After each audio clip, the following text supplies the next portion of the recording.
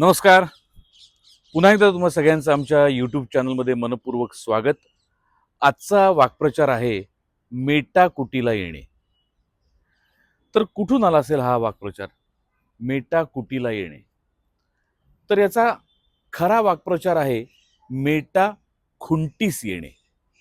आणि याच्यातही फोड आहे. खुंटीस येणे किंवा खुंटणे म्हणजे गती कमी होणे, थांबणे, मंदावणे. म्हणजे आपण म्हणतो ना, एखाद्या झाडाची वाढ खुंटली आहे, खुंटीला आली आहे म्हणजे थांबली आहे. तर त्यातलं खुंटीला येणे, खुंटीस येणे. आणि मेटा, खरं तर मेट, मेट या शब्दाचे दोन अर्थ आहेत. एक म्हणजे चौकी, जो आपल्या या वाक्प्रचारात लागू होत नाही. त्याचा दुसरा अर्थ गुडघा. मेटा म्हणजे गुडघा.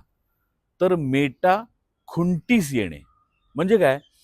तर लांब लचक प्रवास करून, या टोकापासून त्या टोकापर्यंत पायी पायी प्रवास करून गुडघे दुखायला लागले. प्रवास खुंटला, वेगाला मर्यादा आली, किंवा दिवसभर उभं राहून राहून राहून गुडघे कुरकुर करायला लागले, म्हणजे गुडघ्याचं काम थांबलं, खुंटलं. म्हणून मेटा खुंटीस येणे असा तो वाक्प्रचार आहे.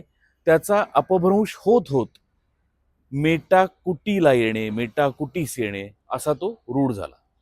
तुम्हाला अगदी आजच्या स्टाईलमध्ये वापरायचा असेल तर तुम्ही इंस्टाग्राम, फेसबुक, व्हॉट्सॲप याच्यावर मेटानी इतका कब्जा केलाय की जीव मेटाकुटीला आलाय, असाही वापरू शकता. तुमची मर्जी. तर असा प्रचलित झाला किंवा असा रूढ झाला हा वाक्प्रचार, मेटाकुटीस येणे, मेटाकुटीला येणे.